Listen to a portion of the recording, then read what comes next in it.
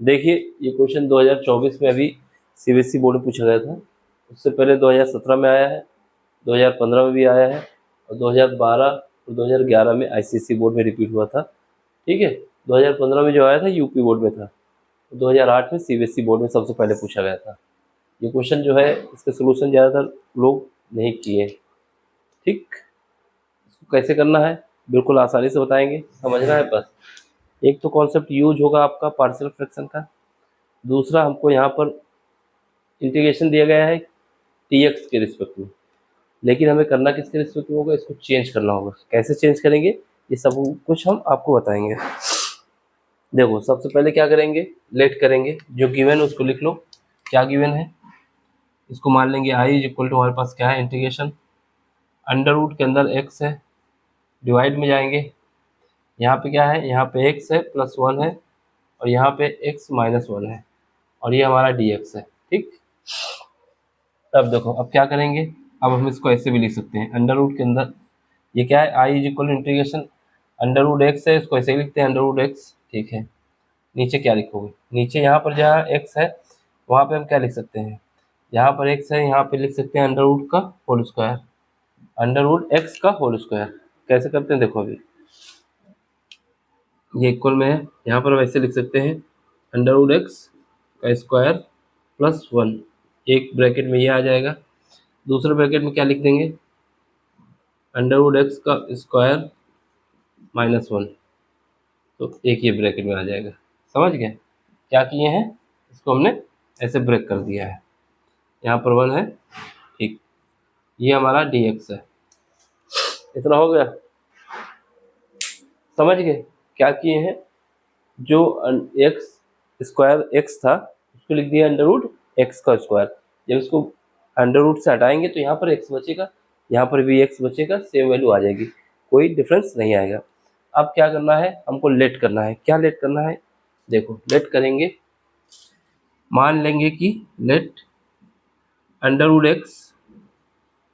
X is equal to क्या मानेंगे, T मानेंगे। ठीक है, अब इसको एक्स के रिस्पेक्ट में, टी के रिस्पेक्ट में डिफ्रेंशिएट करेंगे। जब डिफ्रेंशिएट करेंगे तो ये आ जाएगा 1/2 रूट एक्स और डी एक्स आ जाएगा। ठीक है, इज इक्वल टू क्या आ जाएगा, डी टी आ जाएगा। अब यहाँ से हम क्या करेंगे, यहाँ से डी एक्स की जगह हम क्या लिख देंगे, 2 रूट एक्स। ठीक है, ये वाला इधर मल्टीप्लाई कर दिया और डी टी,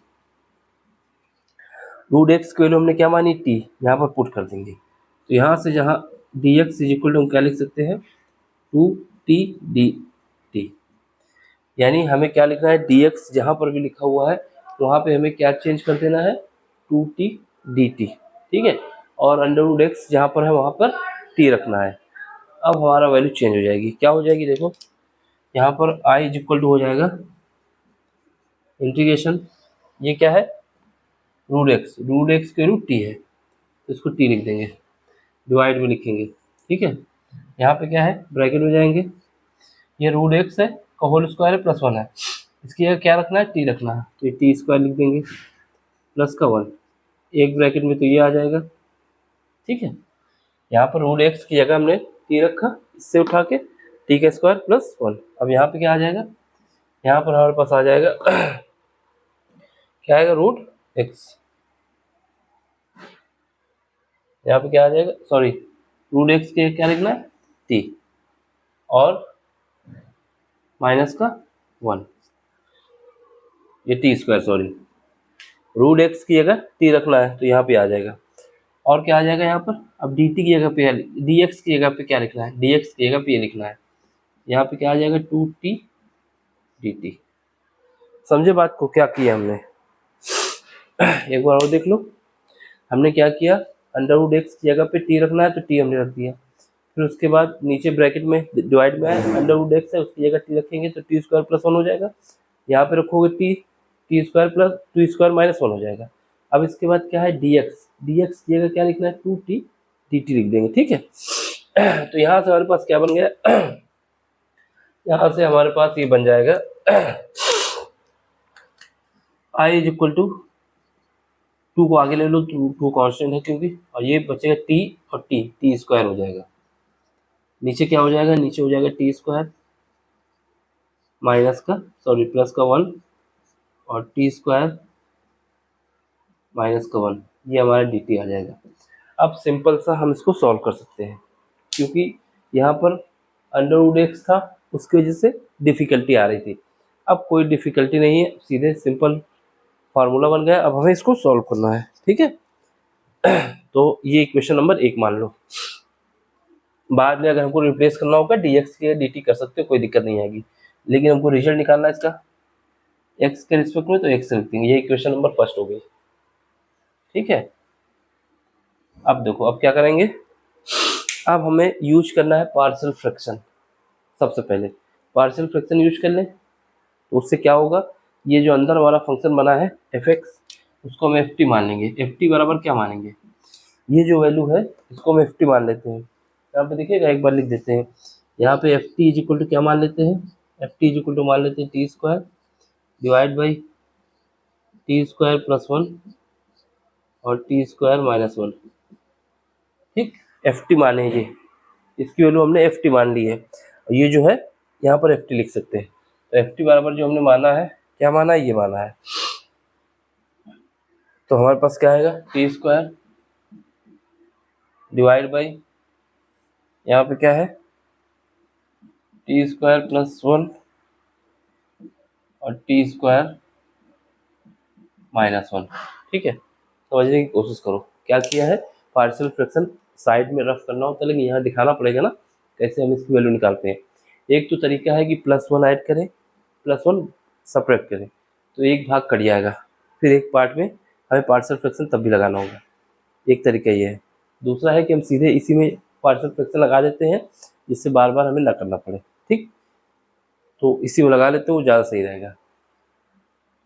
तो यहाँ से क्या आएगा, इसको हम क्या लिख सकते हैं, ये जो एफ टी आया है मेरा, ये एफ टी जो आया है, इसको हम ये लिख सकते हैं टी स्क्वायर डिवाइड बाई, यहाँ पर क्या आएगा, टी स्क्वायर प्लस 1 एक ब्रैकेट में है और टी स्क्वायर माइनस 1 एक ब्रैकेट में है।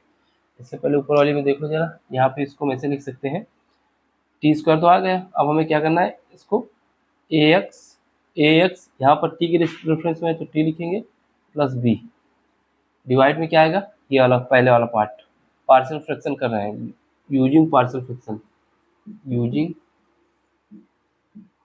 Partial fraction fraction partial fraction use कर रहे हैं, ठीक है।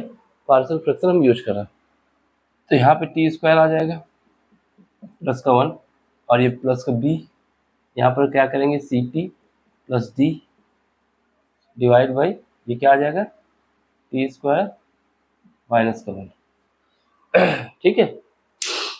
या तो इसको हम अलग अलग भी कर सकते हैं, टी स्क्वायर को एक तरफ टी माइनस 1 कर दें, अगर इसको अगर ऐसे करना है तो ऐसे भी कर सकते हो, क्योंकि इसका जो फ्रैक्शन है चेंज हो जाएगा।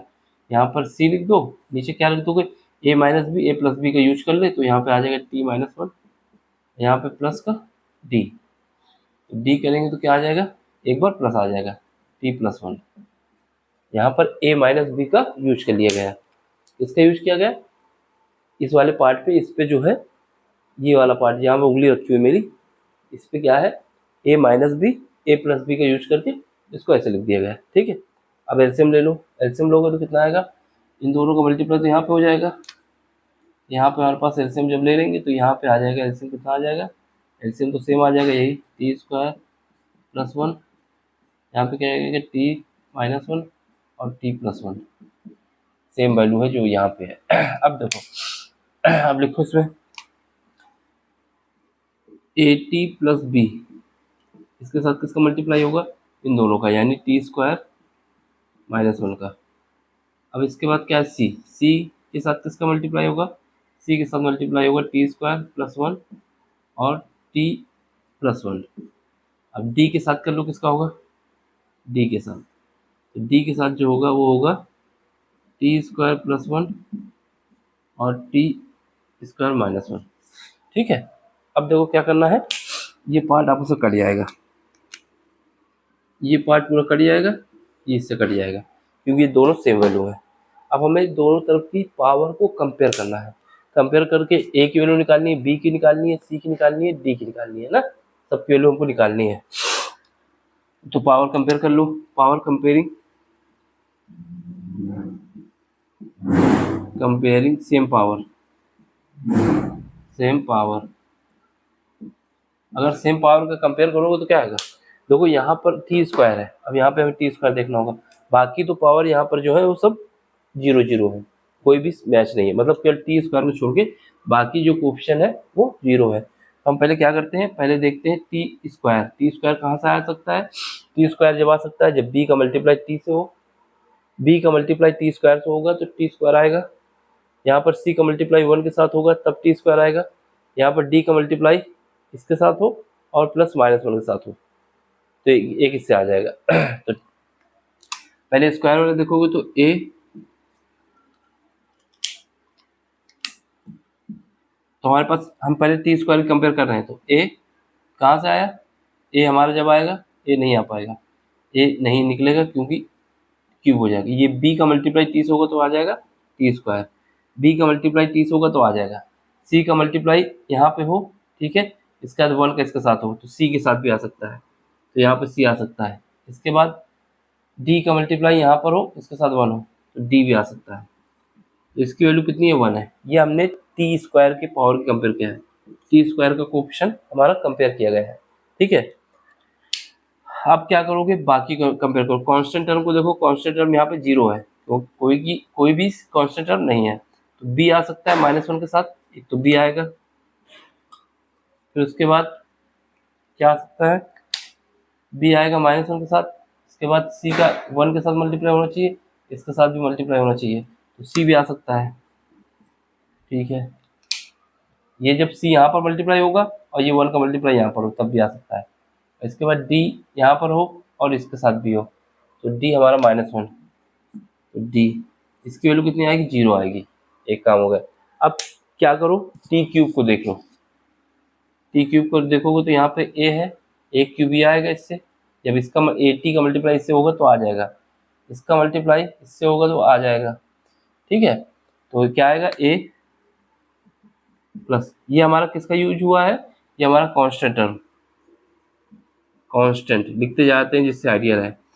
अब टी क्यूब की कंपेयर कर रहे हैं, ठीक है, तो यहाँ पे देखो एक ए टी का मल्टीप्लाई इससे होगा तब भी आएगा, सी टी का मल्टीप्लाई इससे होगा तब भी आएगा, तो सी भी आ सकता है, इसके बाद इसका डी का मल्टीप्लाई इसके साथ होगा, डी का मल्टीप्लाई इसके साथ होगा और इसके साथ होगा तो डी भी आ सकता है, तो इसका डी आ गया बराबर, इसकी वैल्यू कितनी है 0, और तो कहीं से क्यूब आ नहीं सकता, और से कहीं भी क्यूब नहीं आ सकता, ठीक है।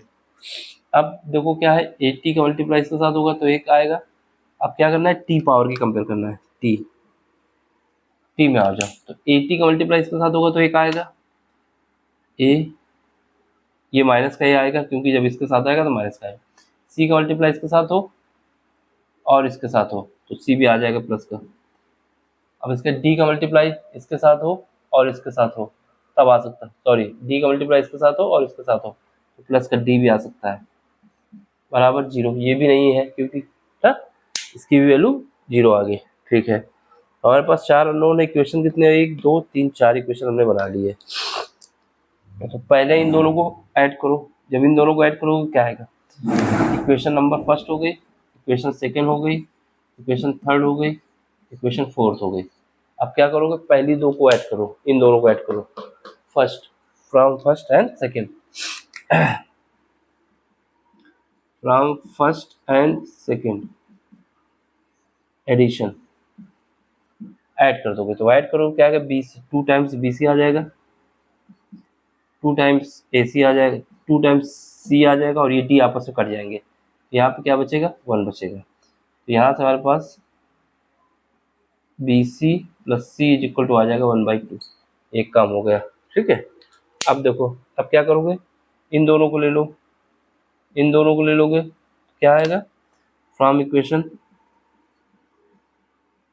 थर्ड प्लस फोर्थ, इन दोनों को ऐड कर दोगे, इन दोनों को थर्ड एंड फोर्थ को जब ऐड करोगे तो ए कट जाएगा, ये माइनस ए प्लस है, क्या बचेगा, 2 times c d plus 2 times d is equal to क्या बचेगा 0, तो यहाँ से हमारे पास क्या आएगा, सी इज इक्वल टू आ जाएगा माइनस का d, c is equal to minus का डी। ठीक है, अब देखो अब क्या हो सकता है। अब यहाँ से अगर इसको करोगे इन दोनों का, कौन सी, सेकेंड और थर्ड का, तो क्या कटेगा, डी कट जाएगा from second and third, second plus third. ठीक है, वहाँ पे दिख रहा, सेकेंड और थर्ड को देखो, जब इसको ऐड करो क्या आएगा, डी और डी कट जाएगा, तो बी बचेगा, 2 टाइम्स सी बचेगा, तो क्या बचेगा, A plus B plus 2c is equal to क्या बचेगा, इसमें कुछ तो है नहीं, 0 बचेगा। ठीक है, अब हमारे पास क्या है, बी सी की वैल्यू आ चुकी है एक बार, सी डी में कंपेयर आ चुका है, और कुछ हो सकता है, देख लो इसमें क्या हो सकता है। इसमें पहली 2 ले लिया, फिर लास्ट की 2 ले लिया, अब यहाँ से तो कुछ बनेगा, अगर इन दोनों को ले लिया जाए, पहली को और चौथी को, तो ए माइनस बी बनेगा, ए माइनस बी बनेगा और सी बनेगा, 2 टाइम्स डी बनेगा। इसमें तो कुछ कटेगा नहीं, तो देख लेते हैं अगर हो जाता है तो। इतना तो हमारे पास बन गया। एक इक्वेशन ये निकाली हमने, b c is equal to half, एक इक्वेशन ये निकाली है, एक इक्वेशन ये निकाली है। ठीक है, अब बी सी की वैल्यू अगर यहाँ पे रख दी जाए, हाफ हो जाएगी, हाँ बी सी की वैल्यू पहली इक्वेशन में रखो, बी प्लस सी की वैल्यू अगर पहली इक्वेशन में रखोगे क्या आएगा, बी प्लस सी की वैल्यू पहली इक्वेशन रखोगे तो डी की वैल्यू आ जाएगी। इसको इक्वेशन नंबर 5 मान लो, 5, और इसको 6 मान लो, 6। ठीक है, ये 5 है, ये 6 है, ये हमारी 6 है, ये 5 है, ये 6 है, और इसको 7 मान लो। समझ गए। अब क्या करोगे, b प्लस सी की वैल्यू कितनी, 1/2, ये किस में रखोगे, इक्वेशन नंबर फर्स्ट पे रखोगे, फ्रॉम इक्वेशन फर्स्ट। इसमें क्या है, b plus C is equal to रखना 1/2, तो 1/2 रखो यहाँ पर। जब 1/2 रखोगे तो d की वैल्यू क्या आ जाएगी, इसमें 1/2 plus d is equal to 1 आएगा, तो यहाँ से d की वैल्यू आ जाएगी मेरे पास माइनस का हाफ। अब d की वैल्यू आ गई, जब d की वैल्यू आ गई तो इक्वेशन नंबर 6 में आओ, यहाँ पे क्या है, c और d माइनस के साथ है, तो फ्रॉम इक्वेशन 6, फ्रॉम 6 यहाँ से क्या है, c और d में क्या है, माइनस रिलेशन है, यानी जो भी d आएगा उसका माइनस होगा, यानी c इक्वल टू क्या आ जाएगा, 1/2 आ जाएगा। अब c की वैल्यू आपको पता चल गई, d की वैल्यू आपको पता चल गई, अब किसकी पता करना है हमको, c और d की पता चल गई ना। अब हमें निकालना किसकी है, c और d की पता चल गई तो इसमें रख देंगे तो a की वैल्यू आ जाएगी, c और d की पता चल गई तो इसमें रख देंगे तो a की वैल्यू आ जाएगी, c और d की वैल्यू इसमें रख देंगे तो b की वैल्यू आ जाएगी। From equation second, from equation second, second में क्या है देखो, यहाँ पर सेकंड हमारे पास b प्लस सी माइनस डी है, तो b प्लस सी, सी की वैल्यू कितनी है, 1/2, और ये d की वैल्यू कितनी है, माइनस का d है, माइनस का d है, और इसकी वैल्यू कितनी है, माइनस का ये है, तो ये फिर माइनस आ जाएगा 1/2 इज इक्वल टू 0, क्योंकि ये 0 के बराबर है। इक्वेशन नंबर सेकंड पे देखो यहाँ पर। ठीक है, तो यहाँ से हमारे पास क्या आएगा, यहाँ से हमारे पास b की वैल्यू आ जाएगी, b की वैल्यू कितनी आएगी, माइनस का, ये जब ऐड करोगे तो प्लस हो जाएगा, इस सब भेजोगे तो माइनस का 1 आ जाएगी, क्या आ जाएगी, माइनस का 1। अब b की वैल्यू आपको पता चल गई, c की वैल्यू पता चल गई, d की वैल्यू पता चल गई, अब बची है a की वैल्यू, तो a की वैल्यू निकालने के लिए क्या करोगे, इस वाले में आओ, इसमें जब इसमें आएंगे तो क्या आएगा, फ्रॉम इक्वेशन 4, किसी में भी आ जाओ, इसमें अभी आ सकते हो। ठीक है, फ्रॉम थर्ड देख लो, थर्ड में आओगे तो क्या आएगा, a plus C plus D, A की वैल्यू कितनी है, ए हमें पता नहीं है, सी की वैल्यू कितनी है, 1/2 है, और डी की वैल्यू कितनी है, माइनस का 1/2 है, बराबर 0, तो यहाँ से ए की वैल्यू कितनी आ जाएगी, 0 आ जाएगी। अब हमें क्या है, ए की वैल्यू पता चल गई, बी की वैल्यू पता चल गई, और डी की वैल्यू पता चल गई, जो कि हमको चाहिए थी। ठीक है, ए बी डी सारी वैल्यू पता चल गई, डी की वैल्यू 1/2 माइनस का, सी की वैल्यू 1/2, और ए बी की वैल्यू -1, और ए की वैल्यू 0, बस इसमें रख देना है, और उसके बाद हमारे पास कंडीशन बन जाएगी, फिर इंटीग्रेशन करना आसान हो जाएगा। तो चलो फिर अब क्या करते हैं, वैल्यू पुट करते हैं। यहाँ पे पुट कर देते हैं, फिर इसके बाद नीचे इसको रफ कर देंगे। ठीक है, तो यहाँ पे ये इक्वल हो जाएगा मेरा किसके, देखो ए की जगह कितना रखना है, 0 रखना है, तो ये पार्ट तो 0 हो जाएगा। बी की वैल्यू कितनी है, -1 है, तो ये 0 हो जाएगा और -1, नीचे क्या बचेगा, t² प्लस का 1 एक पार्ट।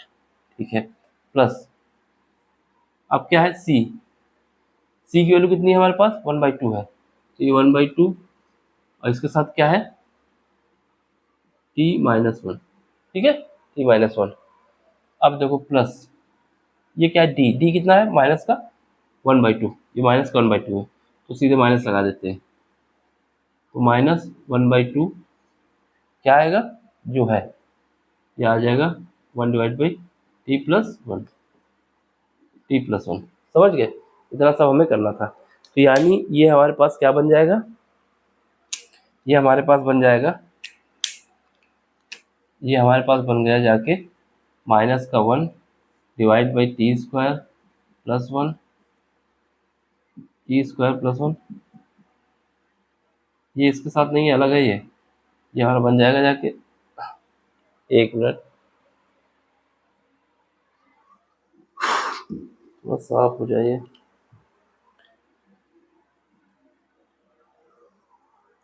ये हमारा बन जाएगा -1 / t² प्लस का 1। ठीक है, एक बार यहाँ बचेगा प्लस का 1 / 2 t-1 और ये बचेगा -1/2 t+1। ठीक है, ये इतना बन गया है। अब हमें इसको सॉल्व करना है, अब इसको हम रफ कर देते हैं क्योंकि जगह नहीं है, उससे जुगाड़ बनाना पड़ेगा। तो ये हमने कर लिया, ये आपको करके दिखा दिया, अब इसको हम रफ कर देंगे, बस इसको सॉल्व करना है।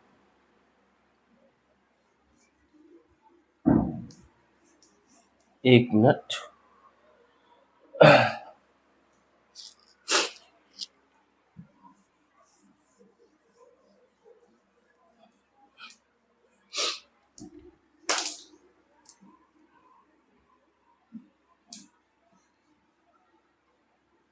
जहाँ समझ में ना आया हो आप पूछ सकते हैं कमेंट्स में। ठीक है, वैसे इतनी आसानी से बता रहे हैं, ये क्वेश्चन किसी ने कराया नहीं है जल्दी जल्दी, क्योंकि इसमें पार्शियल फ्रैक्शन का ज़्यादा यूज है ना।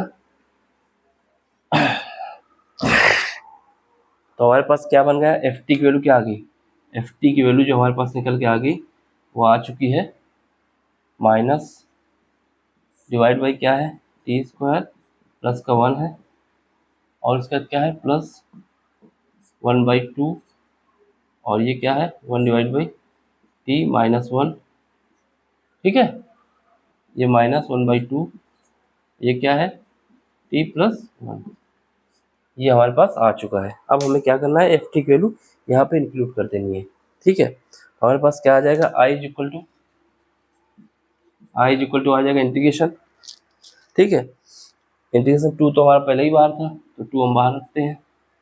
ठीक, अब देखो यहाँ पे हमें पुट करना है, इसकी जगह पे हमें ये वाली वैल्यू की जगह पे ये वैल्यू रख देना है। ये तो क्या आएगा, -1 डिवाइड बाई t² प्लस का 1 आ गया एक तरफ और यहाँ पे क्या आएगा प्लस 1/2 1 डिवाइड बाई t² -1 और यहाँ पे क्या आएगा -1/2 और t+1 आ जाएगा। ठीक है, इसके बाद ये हमारा dt आ जाएगा। अब सिंपल सा इंटीग्रेशन करना है, कुछ ज़्यादा टफ नहीं है। ठीक है, अब इसको अलग अलग नहीं करते, सीधे इंटीग्रेशन करते चलते हैं। तो हमें पास फार्मूला क्या याद होना चाहिए, एक फार्मूला ये याद होना चाहिए, कहाँ गया, एक मिनट, लाल वाला मार्कर कहाँ गया भाई,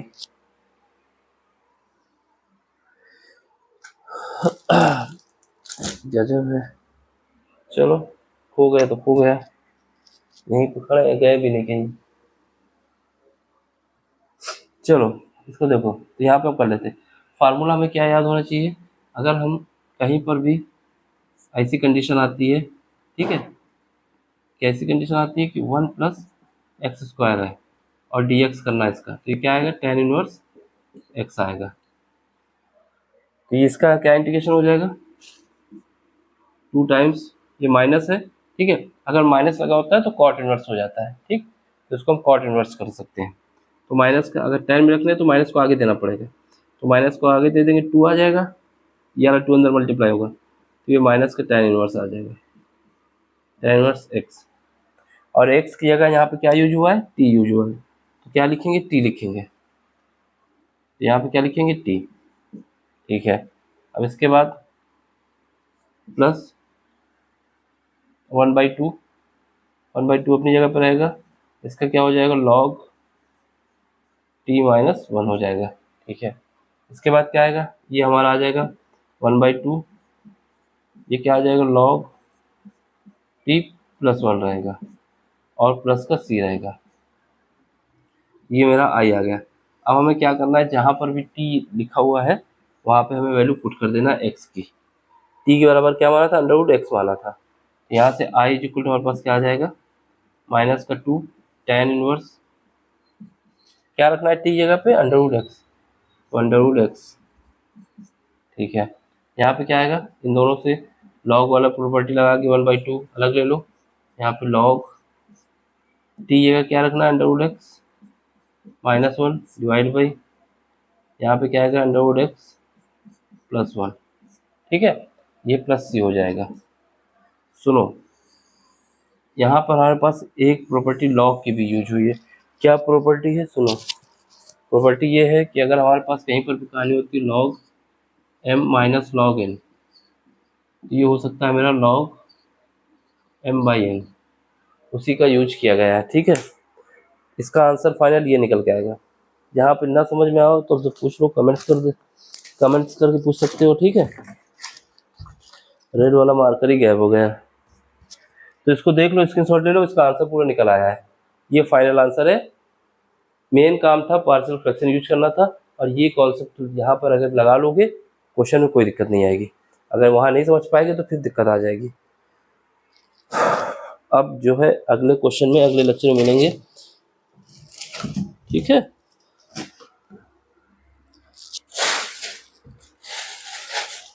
ये पड़ा है देखो, कहीं पर भी चला जाता है, तो ये हमारा फाइनल आंसर है,